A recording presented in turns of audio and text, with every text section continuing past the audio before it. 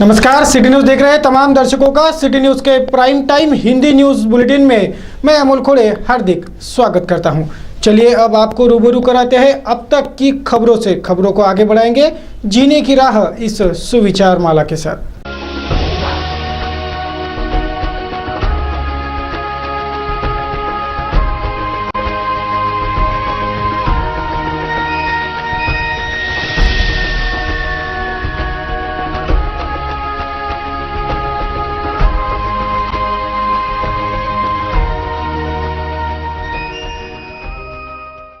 जीने की राह के बाद अब बारी दिन भर के खबरों के टॉप सुर्खियों की।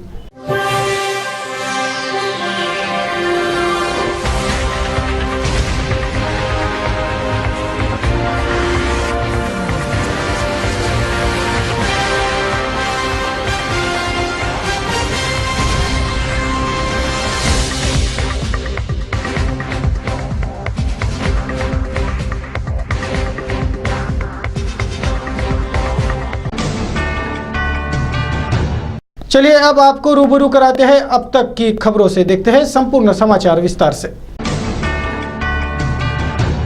चलिए करते हैं खबरों की शुरुआत। खबरों की शुरुआत करेंगे आपराधिक घटनाओं के समाचार से क्राइम वॉच में। आज के क्राइम वॉच में सबसे पहले बात करेंगे महानगर वॉच की। आज का महानगर वॉच अवैध धंधों पर सवालिया निशान पैदा कर रहा है। पुलिस आयुक्तालय अमरावती ने नागरिकों से भले ही जाहिर आह्वान किया हो कि शहर में अवैध धंधा बताओ और इनाम पाओ, लेकिन एक बात पुलिस महकमा ठुकरा नहीं सकता।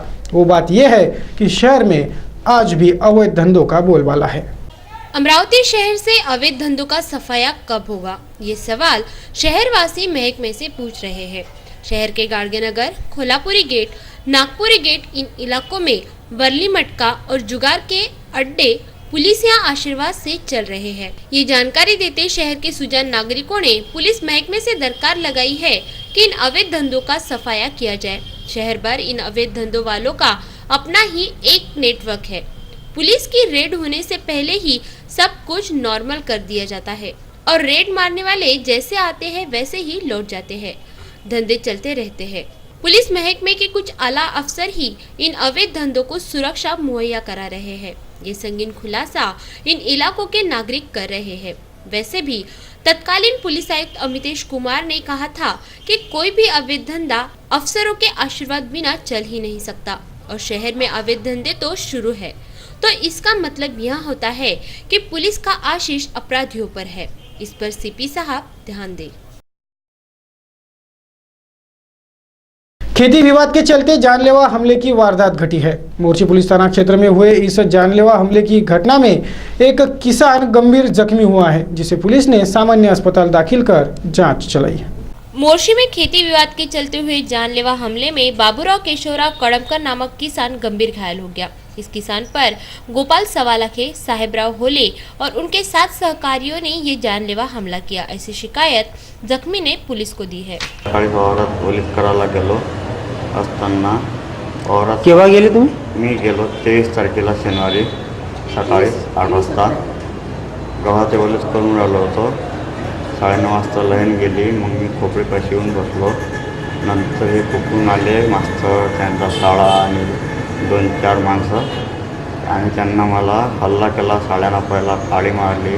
मी उठून उभं व्हायला गेलो तर नंतर मास्तरना कुऱ्हाड मारली आणि मी पळाले। रक्त बंबाळून पळायला लागलो। माझी लक्ष्मी समोर उभी, तिला मी मग बंदूक पळवत तर ते बोंबलायला लागले, धावा रे बाप्पा, मास्तरनं पळ म्हटले, धावावर मी ते पळालो रस्त्याने, कारण का त्या वावरातून माझा रस्ता आहे, त्याच वावरातून रोडच्या इकडे पळायला लागून आपलं माणसं आपल्या मागं धावून राहिले, आपल्याला मारते, खतम करते, म्हणून मी रस्त्याने रोडवर पळायला लागलो।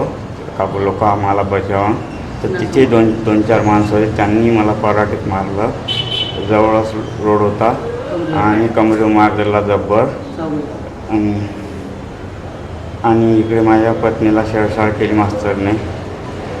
आणि मग नंतर माझ्या मला काही माहीत नाही, नंतर माझ्या पत्नीनं मला पोलीस स्टेशनला नेला। तिथं मग नंतर काय झालं काही माहीत नाही। अमलता बाबूराव कड़मकर, राहणार पारडी, तालुका मोर्शी, जिल्हा अमरावती। शनिवारची घटना आहे। मी 23 तारीख मी शनिवारी 9 वाजता माझे पती 8 वाजता पाणीवराला गेले. नंतर 9 वाजता मी डबा घेऊन गेली. तर मी डबा खोपडीला नेऊन अटकवला. नंतर मी मिरचीत निंदण करायसाठी गेली.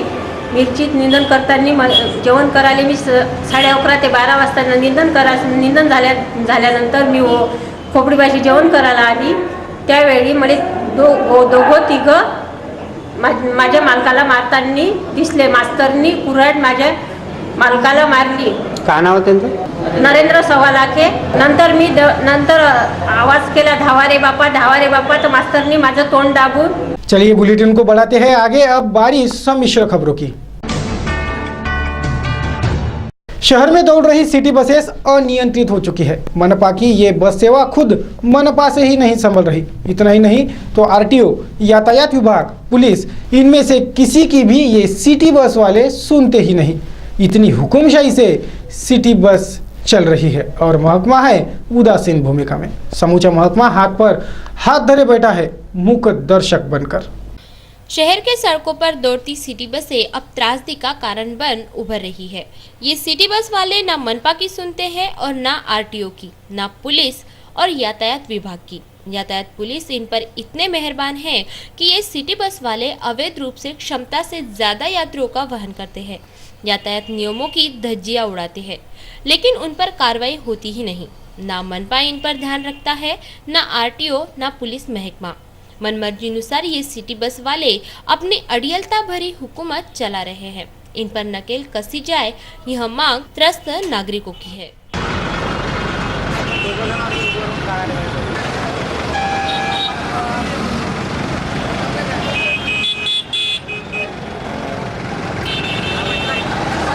शुक्रवार को साईनगर के नागरिकों ने मनपा आयुक्त को एक निवेदन सौंपकर भुयारी गटर योजना से खराब हुए रास्ते को तुरंत सुधारने की मांग रखी। शहर में भूमिगत गटर योजना का काम चल रहा है। इस काम में शहर के सड़कों की हालत बिगाड़ कर रख दी है।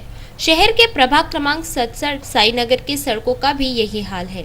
ये दुखड़ा सुनाते साईनगर वासियों ने साईनगर की बदहाल सड़कें तुरंत सुधारने की मांग रखी है। उक्त मांग पत्र नागरिकों ने मनपा आयुक्त को सौंपा।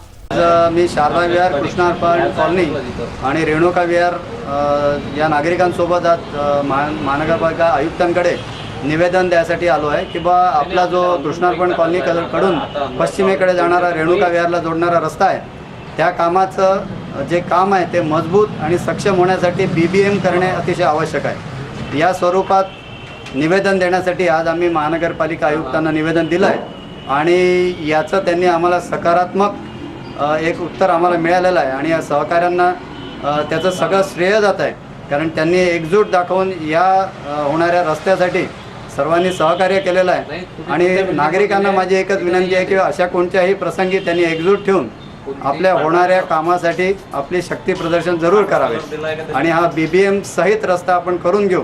त्याच्याशिवाय आपल्याला या आंदोलनातून मागे हटायचं नाही आहे। पुलिस आयुक्तालय का नागरिक सेवा केंद्र लोकार्पित हो गया है। इस नागरिक सेवा केंद्र से शहर वासियों के काम निपटाने में आसानी होगी, ये विश्वास पुलिस महकमे ने जताया है। पुलिस महासंचालक संजीव दयाल के आदेशानुसार इस नागरिक सेवा केंद्र का लोकार्पण किया गया। पुलिस आयुक्त अजित पाटिल ने कहा है कि शहर में कहीं भी कोई वारदात होने पर उन्हें केवल 2 मिनट में खबर हो जाती है, इसलिए कई घटनाओं को बड़ा होने से रोका गया है और आरोपियों पर भी तत्परता से कार्रवाई हुई। सीपी ने यह बात आयुक्तालय में विशेष नागरिक सुविधा केंद्र का उद्घाटन करते हुए कही।